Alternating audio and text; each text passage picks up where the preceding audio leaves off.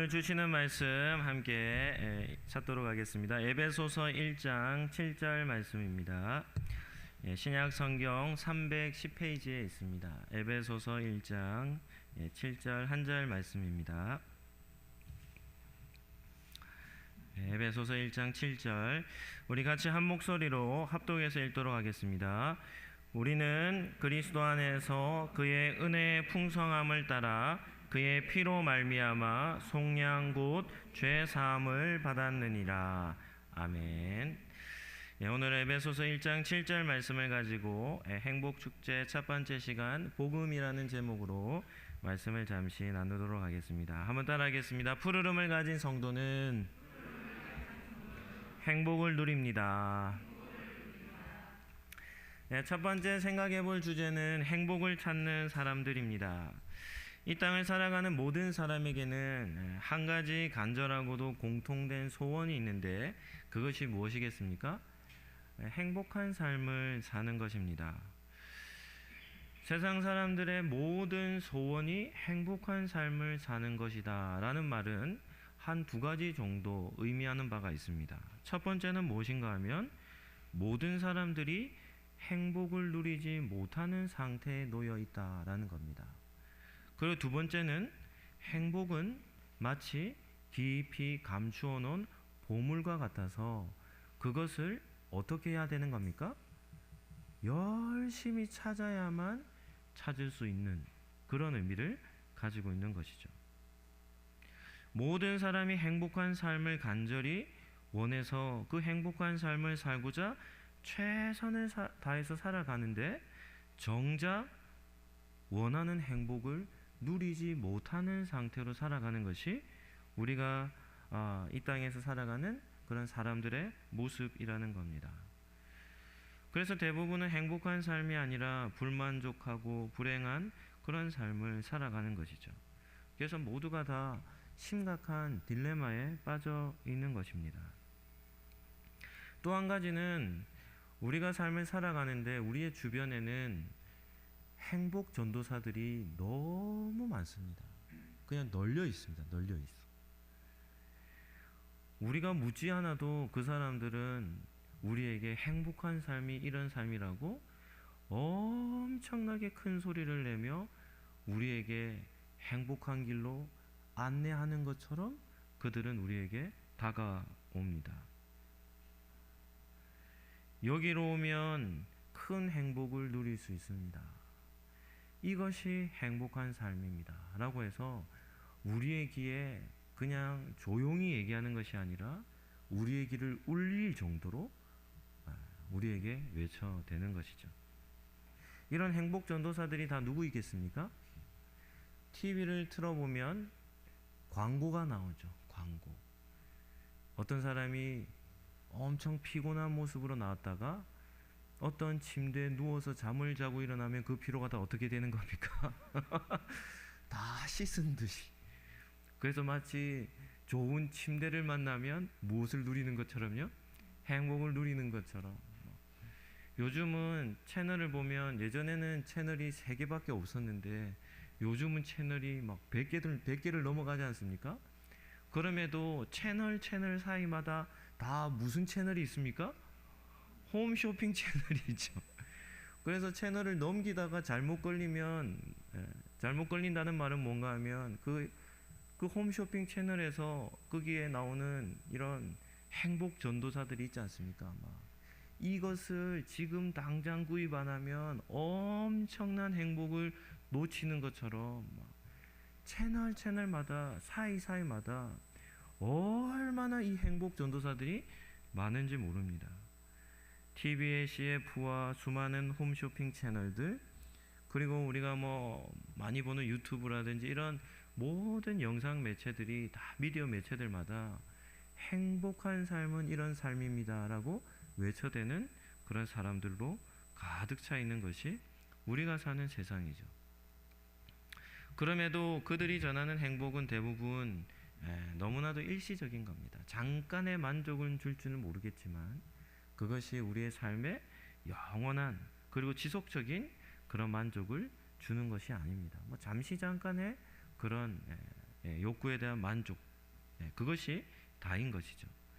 우리 상록교회 성도님들은 어떻습니까? 우리 성도님들은 여러분들도 여전히 행복을 찾고 계십니까? 아니면 참된 행복을 찾아서 누리며 삶을 살아가고 있습니까? 한번 따라하시죠. 성도는 참된 행복을 찾은 사람입니다. 한번 더 하시죠. 성도는 행복을 누리며 삽니다. 아멘입니까? 우리는 왜 성도는 행복을 찾았고 누리며 산다라고 당당하게 얘기할 수 있겠습니까? 성경 구절 한 구절 보시죠. 신명기 10장 13절 말씀입니다. 이 말씀은 아주 중요한 말씀이기 때문에 기록을 해놓으셔도 되고, 성경책에 형광펜 정도가 아니라 빨간 펜 정도가 아니라 별표를 한 10개 정도 붙여놓아야 할 말씀입니다. 우리 같이 한번 한 목소리로 읽어보시죠. 시작. 내가 오늘 내 행복을 위하여 내게 명령하는 여호와의 명령과 규례를 지킬 것이 아니냐. 성도는 행복을 찾았고 행복을 누리며 살 수 있습니다. 이유가 무엇입니까?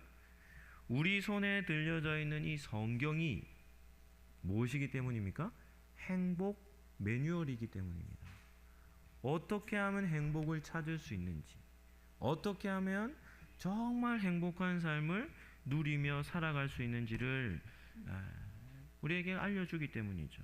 우리가 믿는 하나님은 얼마나 좋은 분입니까? 가장 가까운 곳이죠. 지금 현대를 살아가는 성도들은 하나님께 정말 감사를 해야 합니다. 이유가 무엇인가 하면 성도들의 손에 성경이 들려진 기간이 그렇게 길지 않습니다. 16세기 종교개혁이 일어날 그때만 해도 성도들은 성경을 만질 수도 없었습니다. 오로지 누가 이 성경을 가지고 있었습니까? 사제들, 신부들, 이런 사람들에게만 성경이 들려져 있었기 때문이죠. 그런데 하나님은 우리의 가장 가까운 우리의 손 안에 무엇을 주셨습니까? 이 땅을 어떻게 행복하게 살아갈지에 대한 행복 매뉴얼을 우리 손에 들려주신 것이죠. 신명기 10장은 분명하게 말씀합니다. 하나님께서 성경을, 여호와의 명령과 규례를 우리에게 주신 이유가 무엇인가 하면 너희 행복을 위하여 주셨다는 겁니다. 우리가 행복하게 삶을 살아가고자 주신 것이라는 것이죠. 그래서 하나님은 우리에게 행복한 삶을 주시는 분입니다. 그럼에도 한 가지 조건이 있어요. 어떤 조건입니까? 말씀을 따라 어떻게 하는 겁니까? 살아가는 겁니다. 하나님의 말씀을 따라 살면 행복해지는 것이죠. 두 번째 우리가 생각해 볼 주제는 행복하지 못하게 만드는 궁극적인 이유가 무엇인가?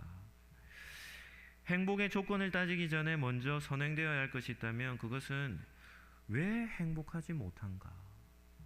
왜 사람들은 행복한 삶을 누리지 못하는가에 대한 그 근본적인 원인을 찾는 것입니다. 사람들로부터 행복을 빼앗아가는 요소가 있습니다. 근데 이것이 얼마나 강력한지 세상의 많은 사람들, 대부분의 사람들이 그 행복을 찾지만 그 행복을 누리지 못하게 만드는 겁니다. 그렇다면 사람들로 하여금 행복할 수 없게 만드는 요소가 무엇이겠습니까? 한 단어입니다. 뭘까요? 죄라는 겁니다. 죄. 인간의 모든 행복을 다 빼앗아가 버린 것은 죄입니다. 죄. 사람은 어떻게 할 때 행복해질 수 있다고 했죠? 하나님의 말씀의 길을 따라 살 때만 행복해질 수 있죠. 에덴 동산이라는 곳에 하나님이 세상을 창조하시고 아담과 하와를 그 속에 두셨어요. 그리고는 그 속에도 행복하게 삶을 살아갈 수 있는 방법으로 하나님이 두 가지 명령을 내리시는 겁니다. 한 가지는 무엇입니까? 일곱째 날은 뭐 하라는 겁니까? 쉬라는 거예요. 안식일 제도를 명령하시고, 또 한 가지는 어떤 법을 명령하셨죠? 선악을 알게 하는 나무의 열매는 뭐 하지 말라고요? 먹지 말라는 겁니다. 이 두 가지를 지키며 사는 것이 어떤 삶입니까? 영원한 행복이 보장된 삶이었죠. 그러나 죄가 들어옴으로 인해 그 모든 행복은 깨어져 버리고 그렇게 평화의 나라였던 에덴 동산에서 쫓겨나 버리는 그런 신세가 되어 버린 것이죠. 그래서 이 죄는 행복을 완전히 파괴해 버렸습니다. 그래서 행복을 찾을 수밖에 없게 된 것이죠. 그렇다면 하나님께서 우리에게 허락해 주신 행복은 어디 있겠습니까? 행복이 머물러 있는 위치가, 장소가 어디겠습니까? 행복은 관계 속에 있습니다. 하나님은 이 행복이라는 은혜를 어디에 두냐면 관계 속에 하나님이 허락해 주신 것이죠. 한번 따라 하시죠. 모든 행복은 관계 안에 있습니다. 관계 속에 행복을 두었는데 죄가 관계를 깨뜨리며 행복을 잃어버리도록 만들어버린 것입니다. 죄는 엄청난 파괴력을 가지고 있습니다. 죄가 들어가 버리면 그냥 한두 관계가 아니라 모든 관계가 다 깨어져 버립니다. 죄가 가지고 있는 무서운 파괴력이죠. 죄는 누구와의 관계를 깨뜨리냐면 생명 대신 하나님과 우리와의 관계를 완전히 박살내 버렸어요. 회복되지 못하도록 깨뜨려 버렸습니다. 죄가요. 그리고 죄가 누구의 관계를 깨뜨리냐면 유일한 인류였던 아담과 하와, 이 부부의 관계도 죄가 깨뜨려 버리죠. 죄가 들어가니까 가인과 아벨이라는 형제 관계도 어떻게 돼 버립니까? 깨어져 버립니다. 우리가 살아가는 지금 시대는 어떤 시대냐면 인류가 자연을 파괴하는 시대입니다. 하나님은 우리 사람들에게 거룩한 사명 한 가지를 부여하셨거든요. 그것이 무엇인가 하면 모든 만물을 어떻게 하라는 명령을 하셨죠? 다스리라 하셨어요. 다스리라 하셨어요. 그런데 사람과 자연과의 관계도 어떠냐면 이 속에도 행복이라는 요소가 있는데 지금 시대는 어떤 시대냐면 인류의 이기성을 통해 자연이 다 파괴되어져 가는 겁니다. 지금 온난화 현상이 심각한 문제를 일으키지 않습니까? 전 세계적으로 해수의 온도도 바꾸고 대기의 온도도 바꾸고 해서 어떤 일이 나냐면 이제까지 있지 않았던 일들이, 자연 현상들이 새롭게 생겨나기 시작합니다. 왜냐하면 인류의 이기적인 발달이 자연 만물을 파괴시키는 겁니다. 우리가 사용하는 플라스틱 같은 것도 무인도라든지 사람의 발이 닿이지 않는 곳에도 어떻게 되냐면 그곳까지도 이 플라스틱으로 인해서 바다에 대한 어떤 새로운 어떤 재해들이 생겨난다고 하죠. 그러니까 사람과 자연과의 관계도 깨어져 버린 시대를 우리는 살아가고 있는 것이죠. 우리가 사는 세상을 보면 불신자들 가운데 인간관계가 깨어진 관계가 얼마나 많은지 모릅니다. 자연의 관계를 깨뜨려버려 상상할 수 없을 정도로 자연이 훼손되고 인간관계를 다 깨뜨려버리고 그리고 가장 근원적인 관계인 하나님과 불화하여 불행한 삶을 살아가는 것이죠. 그러니까 세상에서 행복을 찾기란 정말 쉽지 않은 겁니다.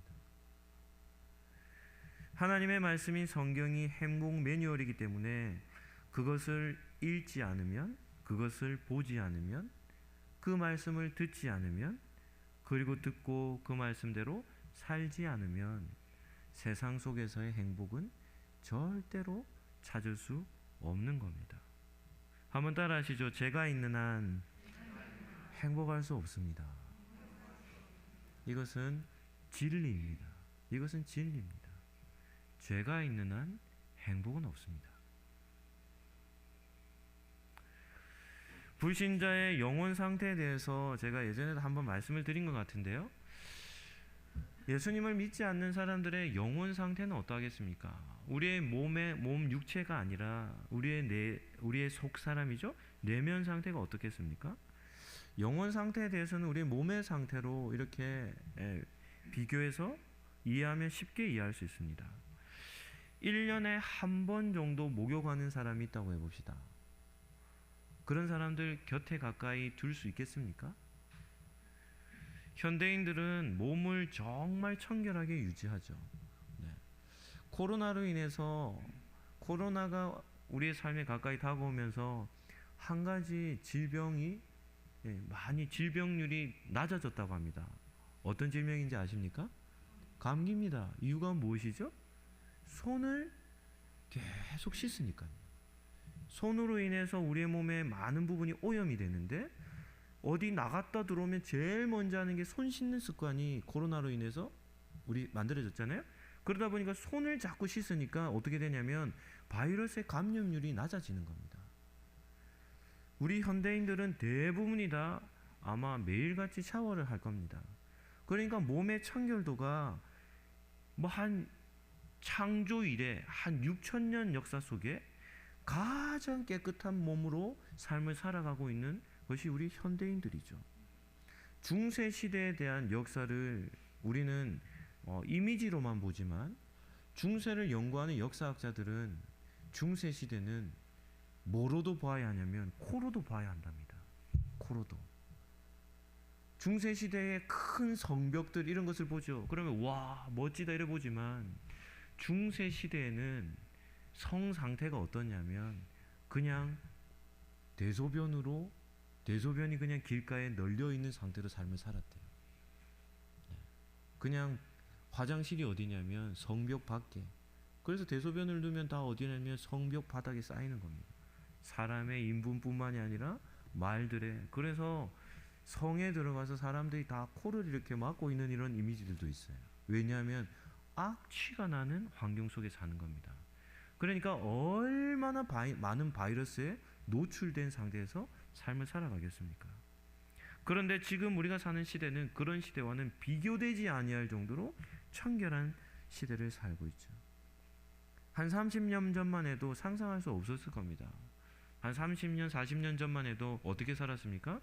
그래도 청결함을 유지하는 사람들은 일주일에 한 번 정도는 어디에 갑니까?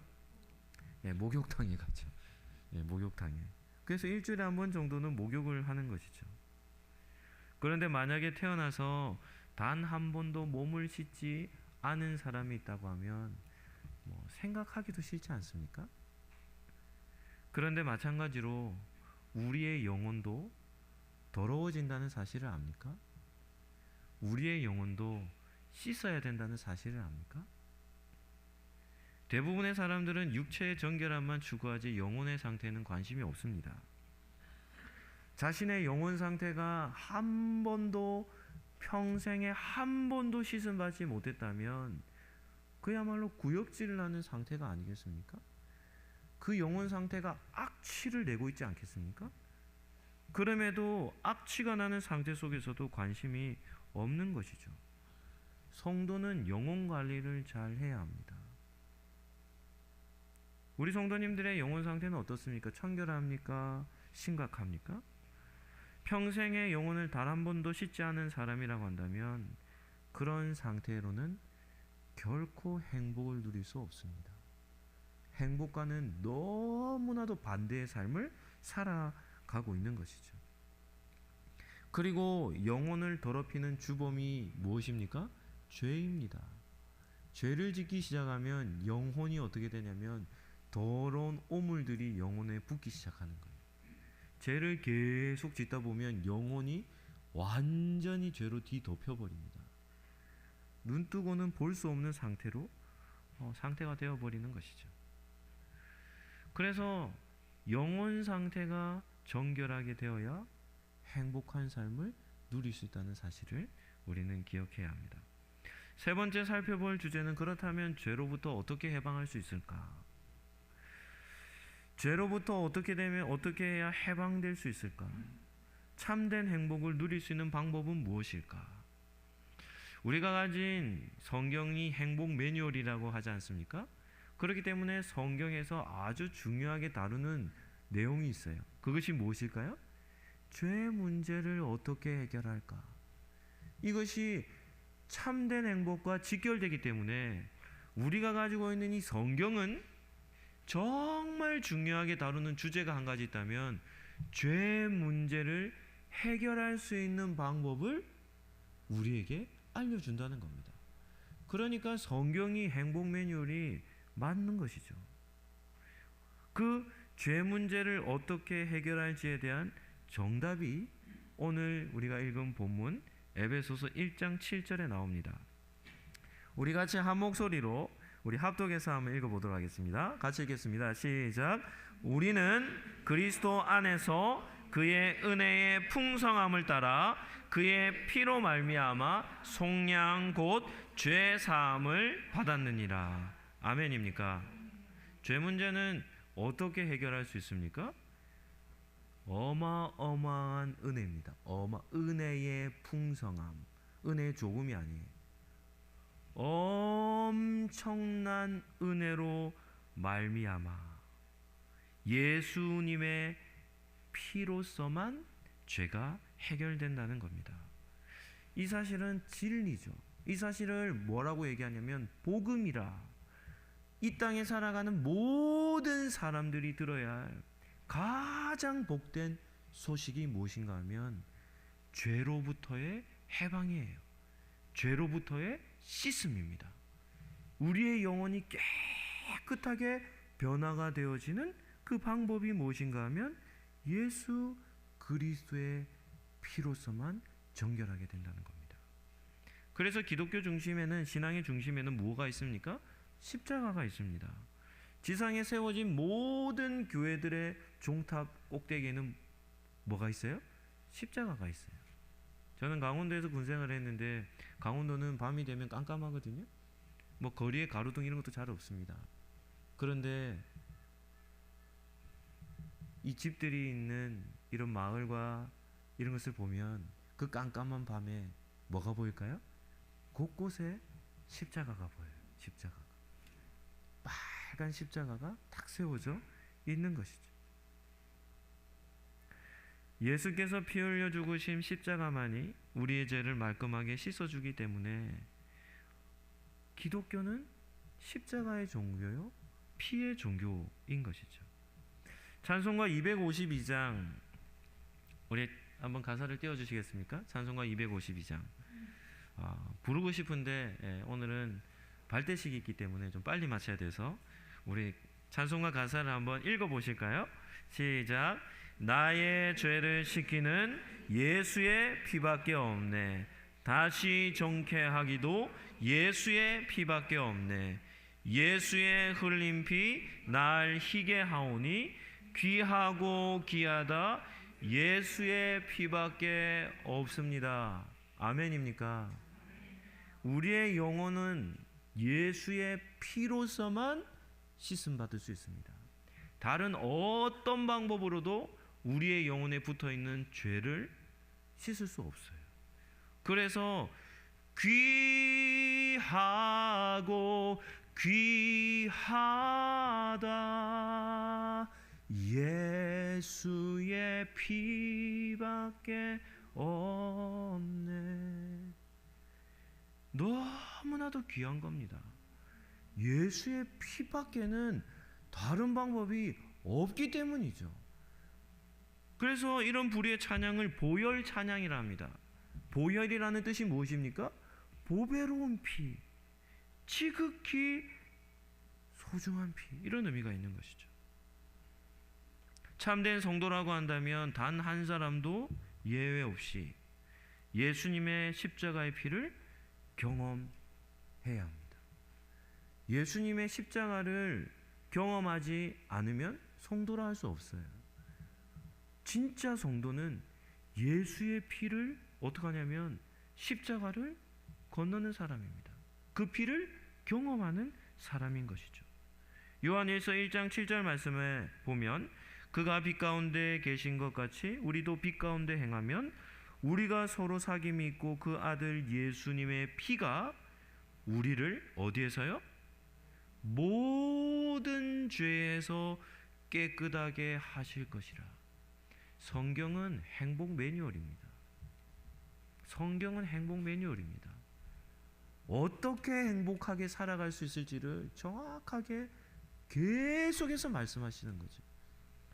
예수님의 피가 우리에게 미치는 영향이 어떻습니까?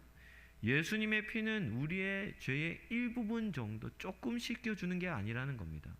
어떻게요? 모든 죄로부터 우리의 영혼을 씻는 겁니다. 모든 죄로부터 우리를 완전하게 해방시켜 주시는 것이죠.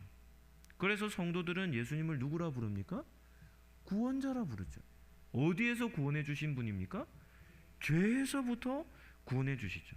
그런데 모든 죄의 문제를 해결해 주시기 때문에 전능한 구원자이시고 완전한 구원자이시고 예수의 피밖에 없기 때문에 어떤 구원자냐면 유일한 구원자가 되시는 겁니다. 다른 신이 필요 없어요. 다른 신이 필요 없어요. 예수님 한 분이면 어떻게 합니까? 만족하는 겁니다. 한번 아멘으로 한번 화답해 주시죠. 여러분은 죄 사함의 은혜를 받았습니까? 예수님의 피를 경험하셨습니까?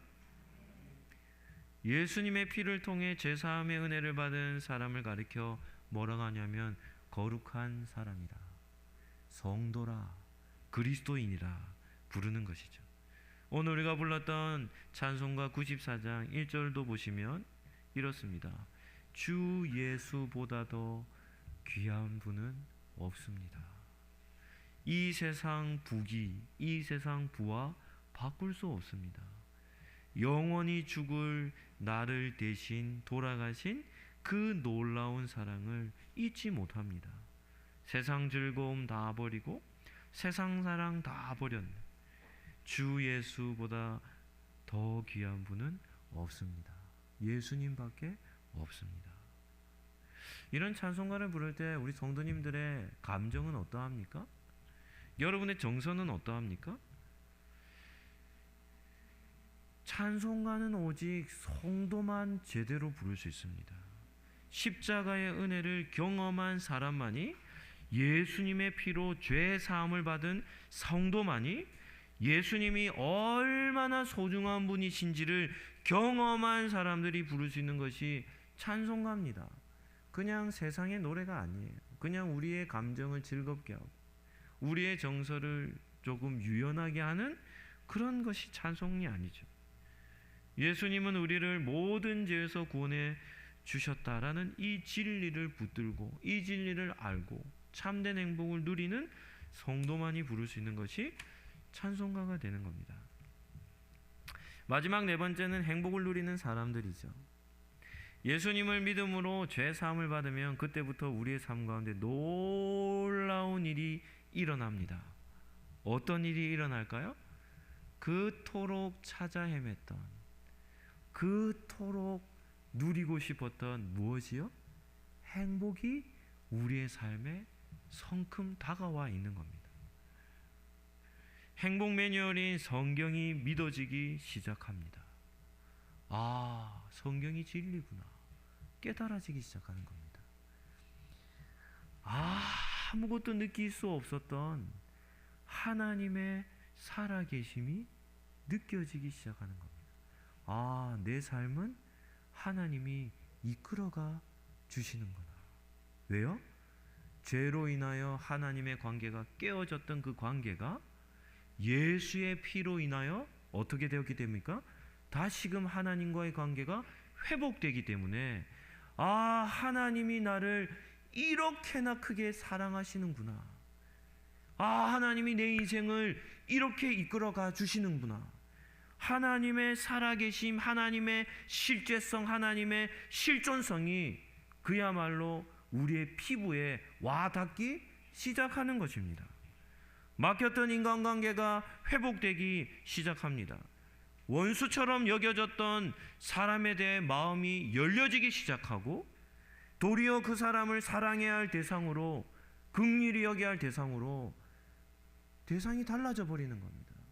도무지 용서할 수 없었던, 평생 용서하지 못할 대상이 사랑해야 할 대상으로, 도리어 긍휼히 여겨야 할 대상으로 변화가 되는 것이죠. 행복은 하나님이 어디에 두셨다고 했습니까? 관계 속에 두셨자 했죠.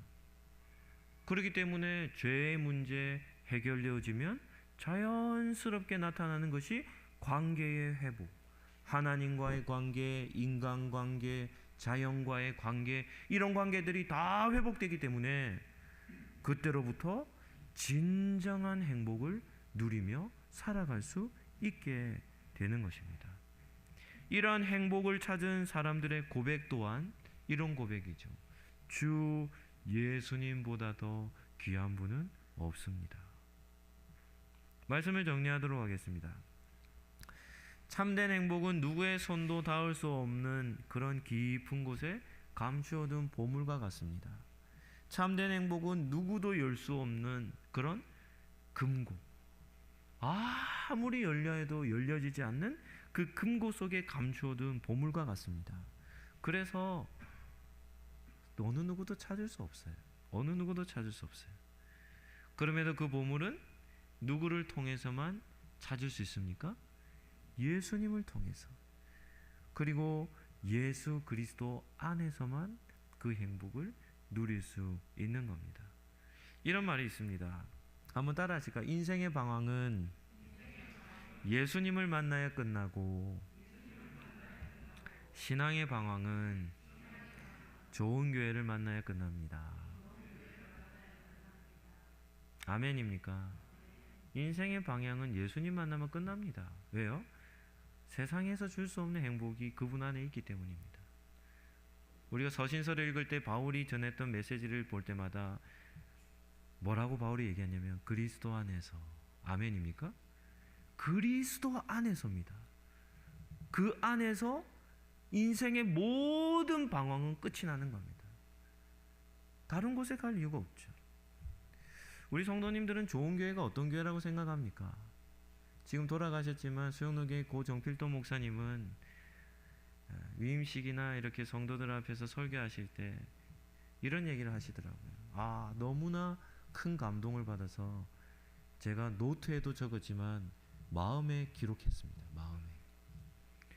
이런 얘기를 하시더라고요. 어떤 교회가 좋은 교회일까요? 여러분은 어떤 교회가 좋은 교회인지 아나요? 어떤 교회가 좋은 교회입니까? 좋은 교회는 거듭난 성도들로 가득 찬 교회가 좋은 교회입니다. 다시 말하면 예수님의 피를 경험한 사람들로 가득 찬 공동체가 좋은 교회입니다. 아멘이십니까? 모인 성도들이 예수님을 만나 죄 사함의 은혜를 누리는 교회, 그것이 제일 좋은 교회죠. 그보다 더 좋은 교회가 어디 있겠습니까? 오늘 예배를 드린 우리 상록교회 성도님들, 여러분은 참된 행복을 찾으셨습니까? 참된 행복을 누리며 살고 계십니까? 예수님께서 흘리신 그 십자가의 피를 경험하셨습니까? 그 피로 모든 죄가 사여졌습니까? 이 질문에 대한 확신이 있는 사람만이 행복한 삶을 누리며 살 수 있는 것이죠. 오늘 예배를 드리는 우리 모든 성도님들 한 사람도 예외 없이 예수 그리스도의 피를 경험하시고 예수 그리스도 안에 감추어둔 행복을 발견하셔서 그 행복을 이 땅 가운데서 누리며 살아가시기를 예수님 이름으로 축복합니다. 한번 따라 하시죠. 푸르름을 간직한 성도는 예수님 안에서 행복을 누립니다. 아멘입니까? 지금부터